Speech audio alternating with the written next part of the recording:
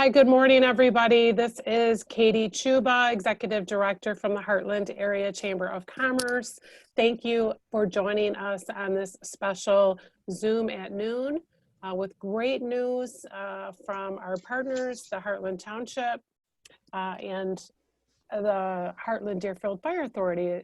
So we're just going to hang tough here for just a couple minutes as I watch the attendees climb. We have quite a few people joining us today, which I'm really excited about since we just launched the news of this webinar yesterday. So a lot of things, as you know, with the pandemic and everything that we're experiencing, things happen fairly quickly. I don't know about you, but I feel like 2 days feels like 2 weeks. So as things change, we learn to adapt and make things happen. And that's what we're doing here in our community. Thankful to the township for some of their efforts that they have really worked hard. And I would say the past 48 hours, this has really, most of it has come to fruit. Again, thank you for joining us today. I'm hosting the webinar, but I'm really going to turn it over to the township today. Joining us is our Hartland Township Supervisor, Bill Fountain. Say hi, Bill. And James Wickman, Township Manager. Hello. Troy Langer, who is our Planning Director. Hi. And then Adam Carroll, who is the Chief of Hartland Deerfield Fire Authority. Thank you, gentlemen, for participating on such a short notice. So this is a good thing. This is a really good thing for our community. And we're talking about those that are listening, just so you know, probably received the press release as well as the email that I sent out yesterday that all of you were copied on, just about the regulations and rules. So without further ado, I'd really like to turn it over. I think, Bill, you would like to start, is that correct? Yeah, I would like to just give an overall of where we are and how we kind of got here. And so really, a lot of this happens just as we all know, uncharted waters. The governor has restrictions on several of our businesses. And I can just speak on behalf of our business, which is a golf course. There was no lead time as to when things were going to happen. She came out on I believe on a Wednesday broadcast and said at 11 o'clock in the morning, it said, by the way, golf courses can be open. So there was no lead time. It was just it was short staff. So having that experience and understanding that when we do have the ability to open, a lot of our businesses that are indoors are going to be restricted to maybe as much as 50% occupancy. So our team at the township has been working diligently on what are the options that we may have to reduce some of our ordinances, to allow our businesses to have every opportunity they can to succeed and outside the walls of their normal business. We really think that the next 3 months in Michigan is the best weather, obviously, we have it during the year. And if there's an opportunity for businesses, restaurants, retail, etc., have the opportunity to plan before they can open, and we can reduce those ordinances and regulations, it may give everybody an opportunity to have an opportunity to utilize their business perhaps at 100% or even maybe more, depending on your location and what the opportunities are. So here's where we are in a nutshell. It's a real simple operation if you're interested in expanding your outdoor business during the pandemic. This is going to be, it's going to go 30 days at a time. And the process, again, is very simple. There are no fees involved. So your first element would be to speak with Troy Langer, our township planner. You can come in with a napkin sketch of kind of where your business is, where you're thinking about expanding. It can be in a parking lot. It can be in a grassy area. It can be really whatever you're comfortable with. Troy's going to talk about this a little bit more as we go, but Troy said his goal is to have those turned around within a day. Basically, you come in, the next day you would have your approval per se. There's nothing formal with this. It's just, we just kind of want to know what's going on. then you would move forward to the Hartland Deerfield Fire Authority with that plan. Troy's going to send that over to them so they're aware that businesses are going to be doing this. And then I'm going to let Adam here in a little bit explain a little bit more detail what they will look at. And it's nothing more than safety, entrance, exit, if there's a generator, where you're going to place the cords, and they're just going to be more there as a guide to assist you, again, to keep the people safe. The third element would be is if you have a liquor license. We have already contacted the Liquor Control Commission. They understand that this 50% opening is going to be difficult for restaurants. We contacted them and they got back with us within a few hours. I know that they had to be working on this with some other communities like Petoskey, where they're actually opening up this weekend, and how they're going to handle outdoor service, again, to try to maximize their business. So if you had a liquor license and you wanted to expand that to outside your footprint that they currently have, they have stated that they would put this on a fast track, and they're going to, there's no fee involved. They would just want to know kind of what you're doing. At the end of the day, they were working with us along with all the other departments that we contacted. We're very, very excited about us reaching out to them and making sure that we have this, everybody's kind of been notified who would have a say in the success of this. And we think that if you wanted to do something like this, our goal is to have this out in time so you can prepare, versus all of a sudden you have the ability to open, and by the way, now you can perhaps expound on what your outside services.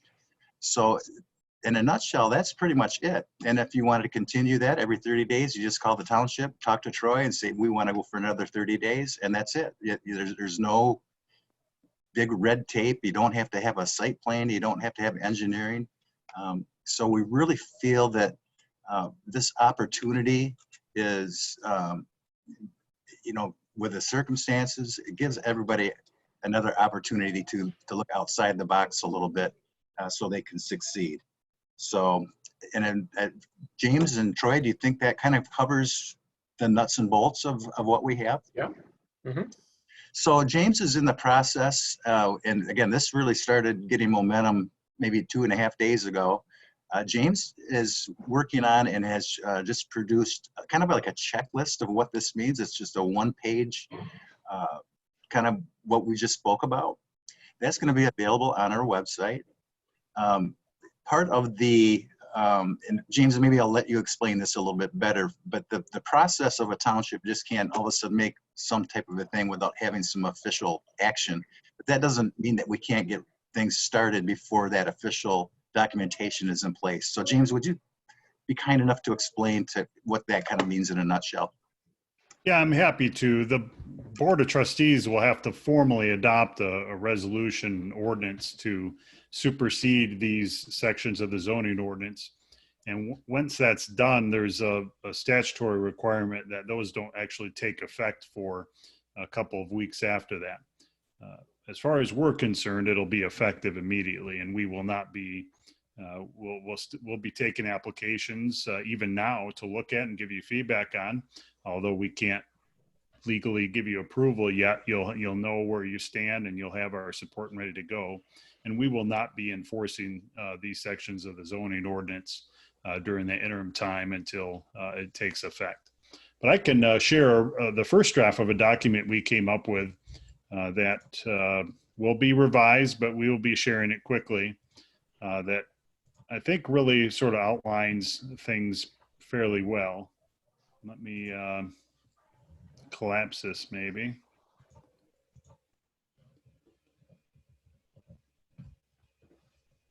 So really that first step, as Bill talked about, is really just come up with your plan. And Troy can talk a little bit about, you know, the types of things you want to include, but it's common sense things that you would think of. It can be a napkin sketch. It can be an aerial photograph off of Google. It can be, if you have a site plan from when your property was developed, to sketch things out where you expect to have them. Maybe some brief written notes about what you're describing happening there is needed, and then just come to us, and we will have a simple application just to get your basic information. If you have a landlord, do know that you have to get the property owner's permission to do any of this anyway, and we have to have that as well. And we'll get right back to you, as he said. There will be guidelines to follow, of course. Bill has referred to those. We've had great conversations with those other regulators. Adam will talk a little bit about the fire perspective. Liquor Control Commission and Health Department are very supportive. Health Department has said you don't even need to get permission from them as long as you're following the governor's order. So we're happy to have businesses back in place and help out. We'll do these on a month-by-month basis, but maybe I can turn it over to Troy to talk a little bit about, from the planning perspective, what that process will look like and what they're looking for. Sure. So from the planning process, we're going to use our special event application. So you would just fill out that application, and really that just gives us some contact information, a name, a phone number, an email, so that when the 30-day period that it's granted for is close to expiring, we've got somebody we can reach back out and remind them, do you want to extend this for another 30 days? So that way it takes a little pressure off them of having to worry about when's the 30 days up. We'll track that and reach out to them. And so we're just going to use our special event permit as our form. And then if they could include in that some kind of a site plan, and if they don't have anything, let us know. We'll dig in our files. We'll pull out something that we probably already have on file for them, and we'll ship it out to them, and they can just hand draw on there. This is the area of the site that we're going to use for whatever it is that they're going to be doing. Just kind of show that area. So once we get that in, we'll take a look at it. We'll send it off to the fire authority as well as some other departments. And I'm expecting, as Supervisor Fountain pointed out, I'm expecting about a day turnaround. If it comes in early in the morning, I might even be able to get it out later that same afternoon. But it's not a very thorough review, and it shouldn't take us a tremendous amount of time to review it. And we'll get back to them and help them out any way we can. Yeah, thank you, Troy. And I really appreciate all the hard work you put into this. As we've been doing our research on this, as far as everything we can tell, we're one of the first communities in Michigan to be putting forth an effort like this. And so we've had to even look out of state to what other communities, how they're pulling this off. Maybe from the fire perspective, Adam, can you share, as I mentioned in the document, you've been very supportive, and you're committing to get right back out and do a site visit to those businesses. Can you tell us more about that? Yeah, absolutely. We're actually very excited about it. I think it's an outstanding idea, and certainly applaud the effort and looking forward to the success of it, actually.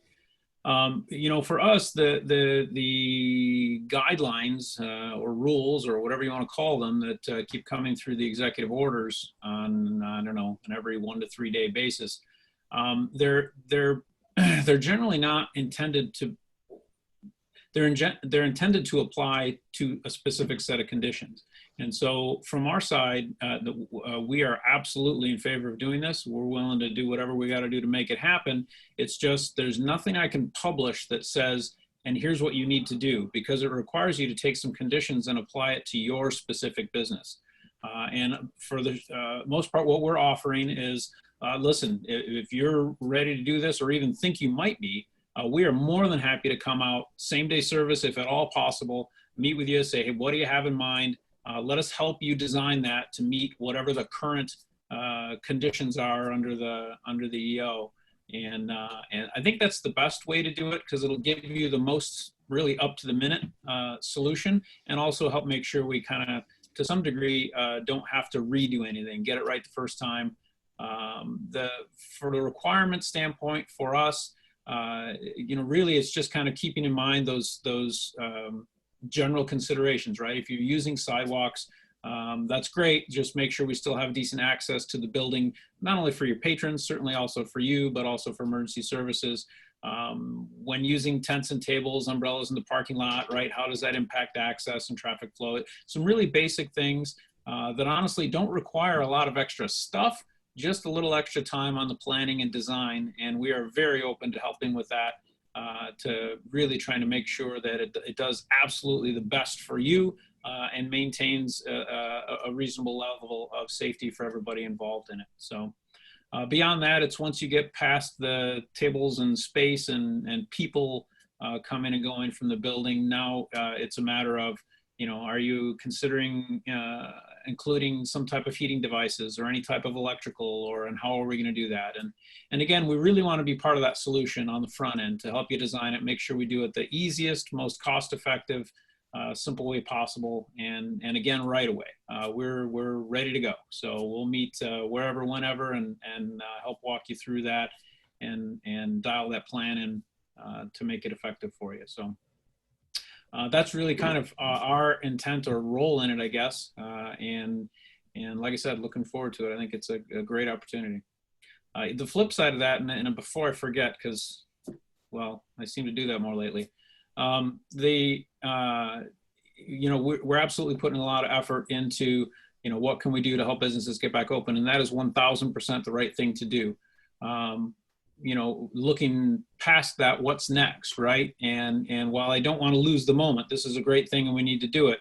I can tell you from the fire department standpoint, we're already looking at producing some type of video and public education for, we're going to be reopening these businesses, folks, and we're doing things to make sure that they can get open and be successful. That's only going to work if they have customers, right? So, you know, as residents, let's make sure we get out there and take advantage of opportunities to support local business to help them with this restart process also, because it only works, obviously, if you've got customers coming in the door. So, but this is an outstanding program, and you're right. I've spent a lot of time, an inordinate amount of time with fire chiefs from all over the place over the last few weeks, and nobody's talking about this yet. So great stuff. So on behalf of everybody that's here today, I want to also give a quick shout out to Katie, because James and I kind of forcefully had a conference call with her yesterday morning at 10, and she was nice enough to really work with us again to get this message out. James, I believe we have a press release out at this point, or it's coming out very shortly. And again, we're trying to get ahead of the curve. So with that, unless there's somebody else on our panel that has questions, I think we could start taking, if people have comments, ideas, just spend a little time and trying to figure out what's in the realm of possible. So Bill, if I may interject, first, thanks for not throwing me under the bus that I wasn't ready for a forced conference call yesterday. I was not looking very pretty. But I'm glad we made it happen. I'm glad that this was expedited. We do have some questions coming in on the Q&A. And so I do want to share with everybody that's listening, if you do have a question, please type it in the Q&A. I'm happy to facilitate that. So we did have one comment. It's nice that these are coming into the township. Maybe someone can post a Google Doc on Facebook on which businesses are opening and their hours / accommodations. So I would like to address that actually. And maybe we can get into the survey when you guys are ready. There was a community-wide survey that went out throughout Livingston County, and I will share one of the statistics from the data from that survey, that 75% of consumers are looking, actually it's over 75% of consumers are looking to companies' individual websites for updated information. So really, though that's a great idea, and maybe somebody wants to take that on, I'm not sure, but I really think as a business, just to make sure that what you're doing, what your plan is, the more you can communicate, the better to your, just like you are with your employees, I hope, but with the consumer, what your plans are, if and when you're opening. So just to kind of address that a little bit, and maybe we can talk about those survey statistics. I think they're really interesting. I'd like to share them with the businesses that are listening as well as the consumers, because it's really going to shed some light on kind of what to expect. We do have another question coming in, and I don't know if, maybe Bill, you can answer this. Does anyone know if outside of your facility has to be enclosed for serving liquor per the Michigan Liquor Control? Patios currently have to be enclosed to serve liquor. So what's the What's the leeway? Again, I don't want to speak on behalf of the Liquor Control Commission, but in my conversations, they thought, or they are already dealing with this, like in Petoskey this weekend, with those restaurants with the restriction inside, how they're going to handle that outside. They made it sound to me they're going to be very relaxed with nothing's going to have to be, like permanent or anything like that. I think they're just worried, and we would be as business owners as well, the walking paths and what potential obstacles could injure somebody, right? You don't want somebody just having cars go in front of a tent that's coming out where people are serving. So those types of things, I think Adam will be a really good resource for that. But I have heard nothing that's going to suggest that somebody has to do an extraordinary amount of work to have this happen. I think everybody's, again, I want to say thanks to those that we've spoken with, how pleased they were almost that we were reaching out, which was refreshing, that they're looking to expedite this as well. I mean, because we really, in all sense of urgency, we've got 3 or 4 months of good weather, and then we can have all the outside activities we want, but a lot of people aren't going to sit outside in November in a parking lot or on a sidewalk. Yeah, I would add to the Liquor Control Commission website for this is already got great content and providing that guidance. It's my understanding that they will require the barriers for those controlled areas, but just think the festivals and events that you go to, snow fence, temporary is fine. The polo event, you do this, you know how it works, Katie. Mhm. I think that's the expectation. I mean, barrier could be as simple as what I have heard through other restaurant owners say downtown Howell is, the poles with just the chain. So I'm no expert. So yeah, I agree with you, going to the liquor control and contacting them. Are there any other questions that folks have as we're chatting here? So Troy, I just had something that just came through my gray matter. The township hall currently is not being staffed, during the week. So what's going to be the best way for people to get information to you and your team via appointment, or I think that's going to be a really important thing for people to be able to contact your people. Sure. Although the township hall is currently closed to the public coming in, we do have staff in there literally every day of the week for one reason or another. Certainly they can visit our website and download a special event application, but if they're even having problems with that, all of the phones at the township are automatically routed to personal cell phones. So when you call my office or any office, even though I'm working remotely out of my home right now, if you were to call the township hall offices, my cell phone here in my house would ring, and it would be as if I'm talking on my office phone in the office. You can email me, you can call me if you want. We will email out the application to you. If you want us to look for a site plan for you, we'll dig through the files, see what we got. We'll send that to you as well. And again, there's no fee. And the application is primarily just a document so we know who you are, how to contact you, how to keep track and get back to you. Yeah, township staff have been working hard during all of this, and we're processing those permits for decks and sheds and everything else just that way, and it works great. Just so you guys, everybody knows, if you look in the chat, I went ahead and put in the chat the link to the application for everyone. So you can just easily click on that, and it's right on the township website. It's real easy to find. I've filled it out a few times. I know where it's at. And just to maybe comment on, this whole process. This didn't start that long ago, and it wasn't my idea. this is something that came to me from the township manager and the board. They just kind of had a skeleton idea of can we do something like this? And I spent time trying to research in Michigan, and I think Traverse City is closing down their main street. That's something cities can do. Townships just don't have that ability. So when I was looking for places that could open up or relax their zoning ordinance or their other regulations, there's literally no one in Michigan that I could find. And I reached out to the Michigan chapter of the American Planning Association and asked them, do you know of anyone?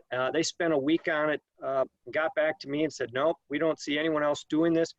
I spent a lot of time out of state in Florida, Texas, California, Ohio, and oddly enough, even one town in West Virginia had all done something close to this, but this is a slight variation of that. So it was really kind of blazing new ground for Hartland Township to go in this direction. And we're trying to do this as quickly as we can so that whenever that order is lifted and those places can open up, we're ready to go for them. You know, good point, Troy. I'm glad that you mentioned that you know, we're in this trying to model it together, right? And my thought process is we're going through it. Nobody's ever done this before. So as we go through it and we collect this as an ultimate resource, it'd be really great to share with other communities, you know, not just in the state. Maybe, I mean, you guys have connections out of state with your associations, things like that. The more we share, you know, the better for everybody. So I think it's a good thing. And long as we have like that plan, that share it out. Mm-hmm.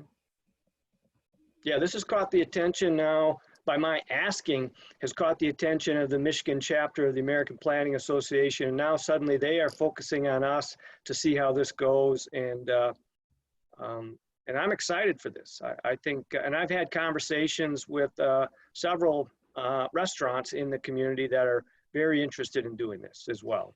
And to that end, some of them are on the attendees today here. So. And to that end, I was just going to add, you know, we're blazing new ground. We're trying to go 100 miles an hour.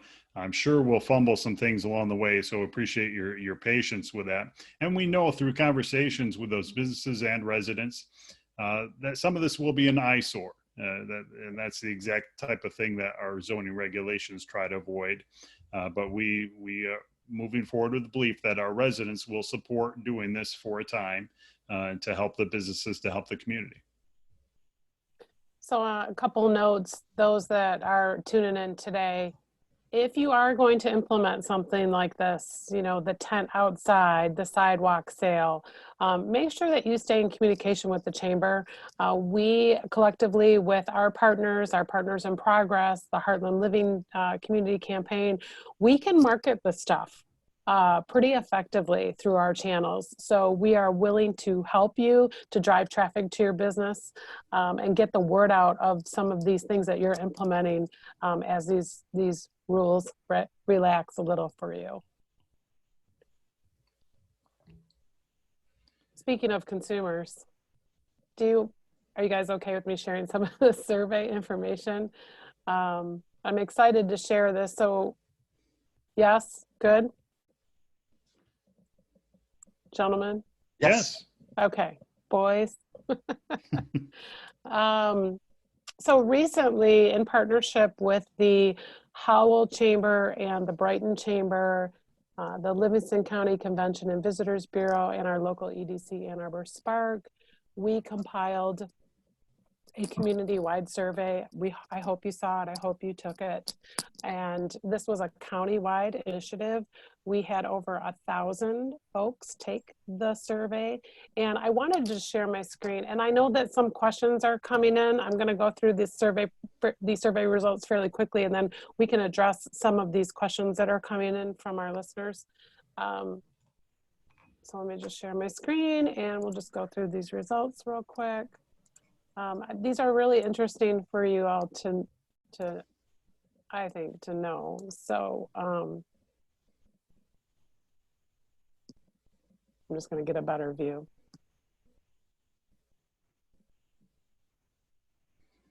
So this survey now is closed, but you know, you'll see how people feel, how confident the recovery of the economy is going to be. I mean, everybody's unsure. The conversations I'm having, like with our association, various chamber committees, things like that, this number does not surprise me. Once the stay-at-home order is lifted, do you think you'll feel comfortable shopping in local businesses? You'll see 52.9% said yes. So I think there's still a lot of uncertainty. Once the stay-at-home order is lifted, do you think you'd feel comfortable dining out in a local restaurant? Almost 42% said yes, 40% said no, and then there's that maybe and fall in betweens and the depends. Dining experience you would prefer in the next months? Regular dine-in, 57%. That's high. So it's something to consider, you know, when as these rules per se are relaxed. Do you want to set a tent up outside? So just take these numbers into consideration. Would you prefer to see curbside options for restaurants continue? And 87% said yes. There talks about face masks. Do you expect the staff to wear a face mask? Will you wear a face, you know, you as a consumer, will you wear a face mask? And you'll see that that's high. It's, you know, 70 to 74%. We asked about plexiglass barriers to make you feel comfortable in your shopping experience. 47% said yes. 32% were indifferent. I found that interesting. Are you willing to pay more for goods? Well, it looks like there's a little typo there. Sorry about that. Services and businesses that implement increased safety precautions. 59.5% said yes. So that's pretty awesome. So talk about community support.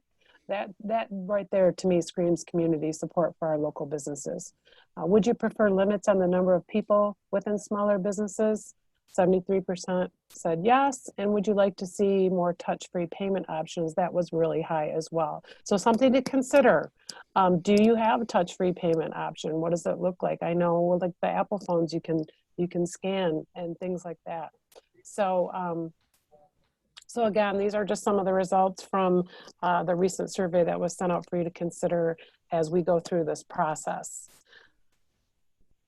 Any questions on that? So a couple of questions, gentlemen, that I'll facilitate. We have someone asking about a food truck and where can I set up my food truck and do I need to fill out this link? How would you handle food trucks coming into the community? So I can speak to that briefly, and Troy could probably add. The tricky part being that food trucks currently quite limited where they can go. And interestingly, this is obviously focused on our existing businesses. So probably it's a matter of a food truck working with that existing business to make it a part of their reopening strategy if they're wanting to be a part of that, and then, you know, co-apply along with approval from the property owner, of course. That I would imagine. But these are great questions. These are the types of things we, as we're going 100 miles an hour, we can't anticipate, and we'll work through. Troy, thoughts on the food trucks? Sure. This is designed to help our current businesses that are operating in the township. This is not designed to allow vendors from outside of the community to come in that might otherwise compete with businesses that are in our community. So I'd need more information from them. I'd be more than happy to talk with them, and maybe there's a way this can work. And if so, we'll try to work with them. But the question right now is a little too vague to give specifics. But again, the goal is to help those businesses that are operating in our community and to keep them up and have a successful launch of their business. Okay, thank you.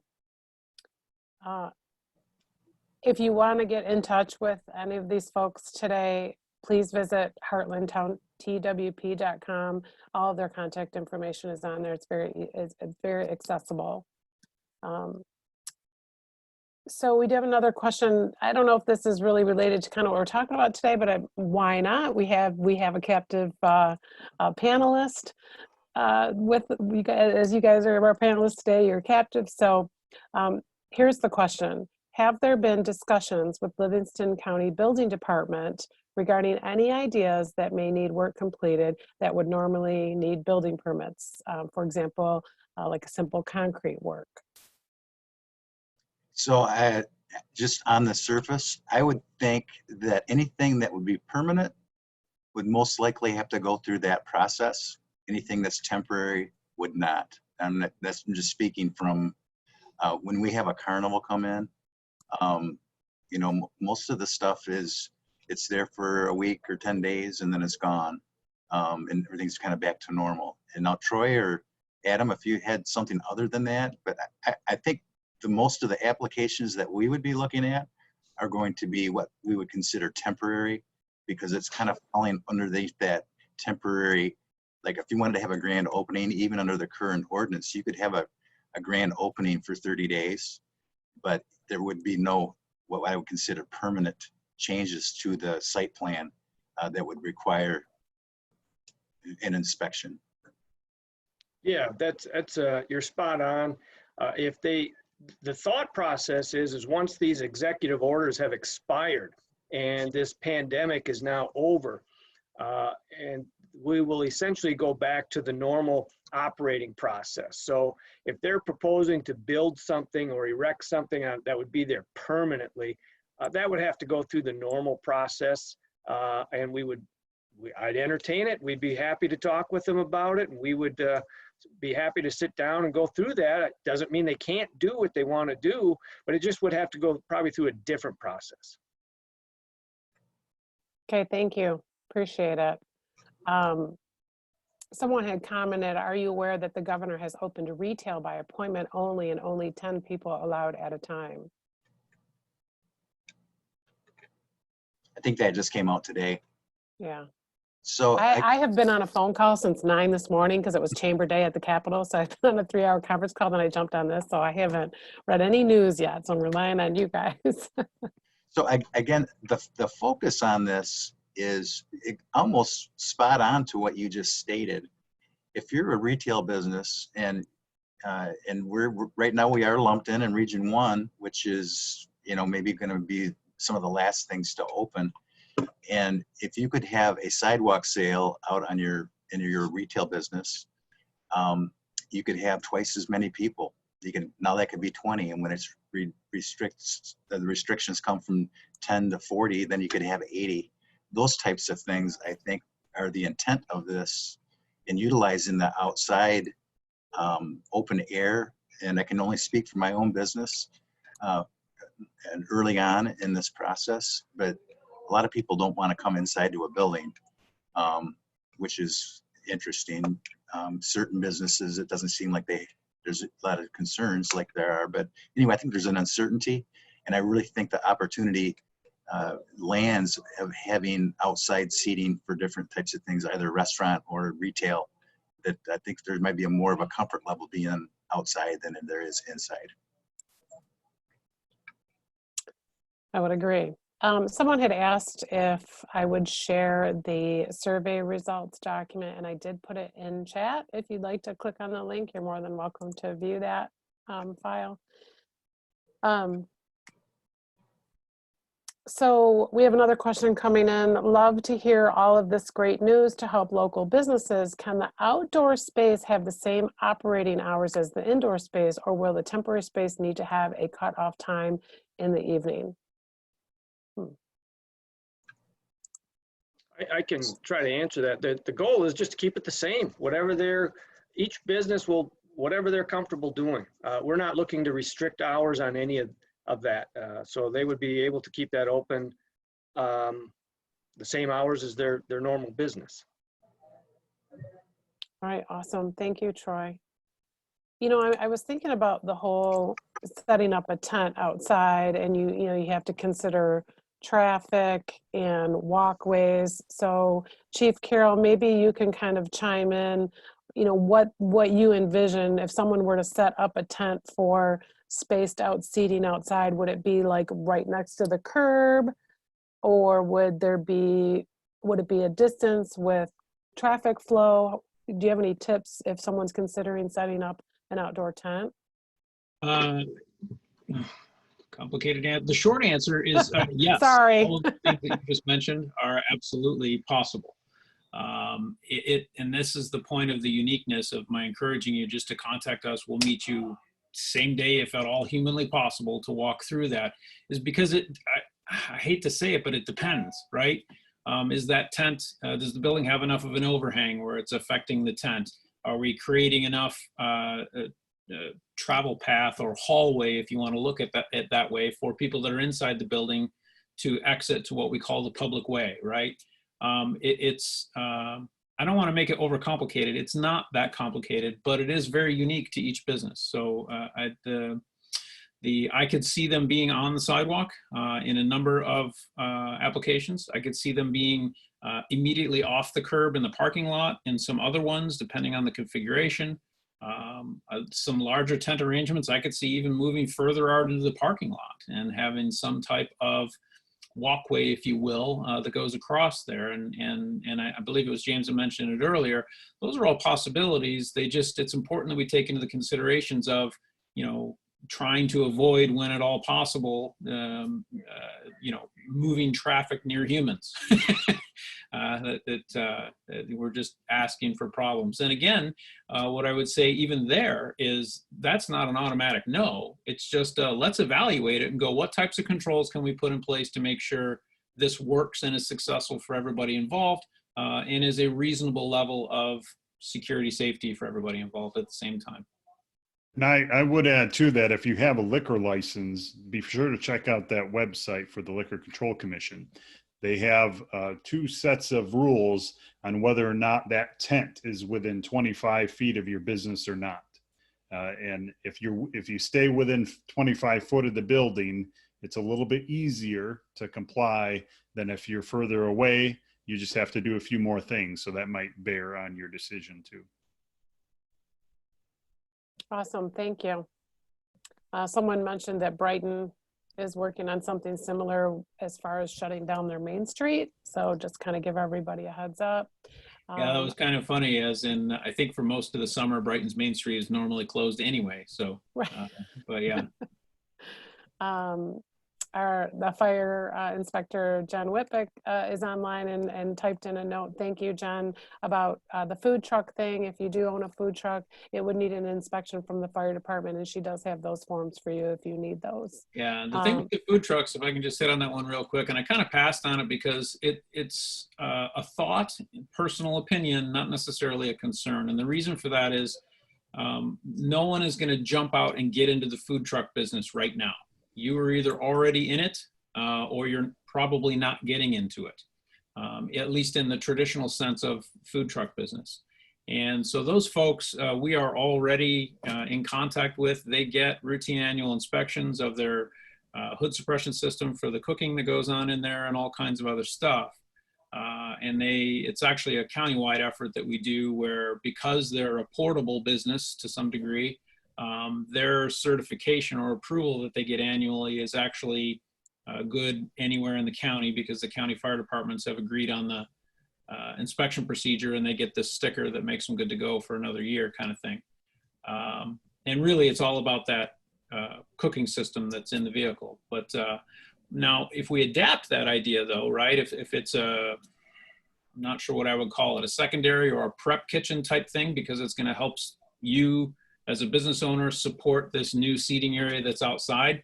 I'm very open to taking a look at that and see if we can make that work. I could see a lot of options there for helping with efficiency of operations and cutting down on the number of times staff have to go back and forth to support whatever you've got going on in that, in essence, remote spot.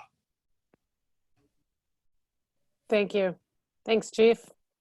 I do want to thank all of you.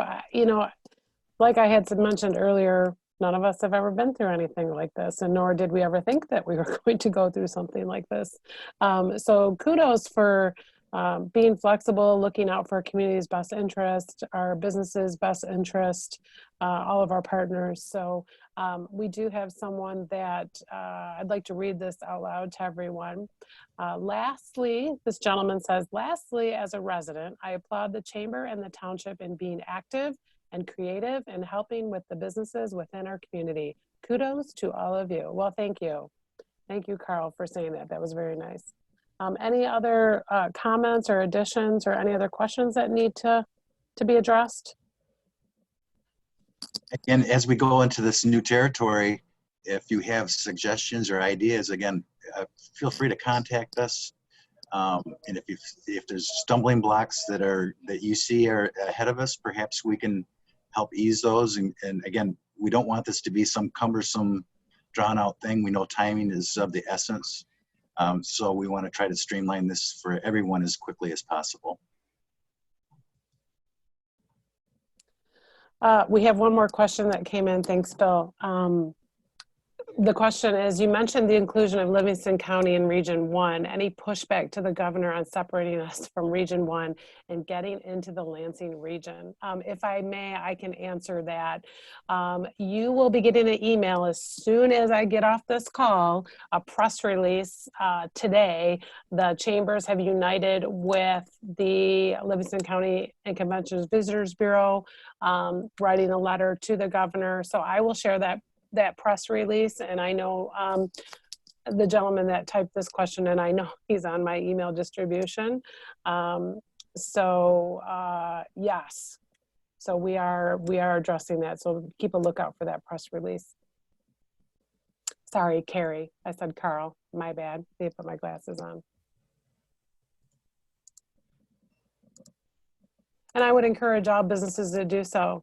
Write your local state reps, senators, legislators, about your concerns with what's going on as far as what we're lumped in as the district, or what you feel is fair and unfair. The more letters that are written, the better.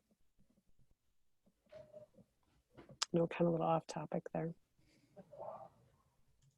Don't want to get too political on this call, right? Let me, if I can add to that just real quick, it should absolutely not be political, but I will tell you, if you want to get your voice heard, it needs to be the sooner the better. This is a legislature that is going to be going into summer recess because they're probably not going to take that off.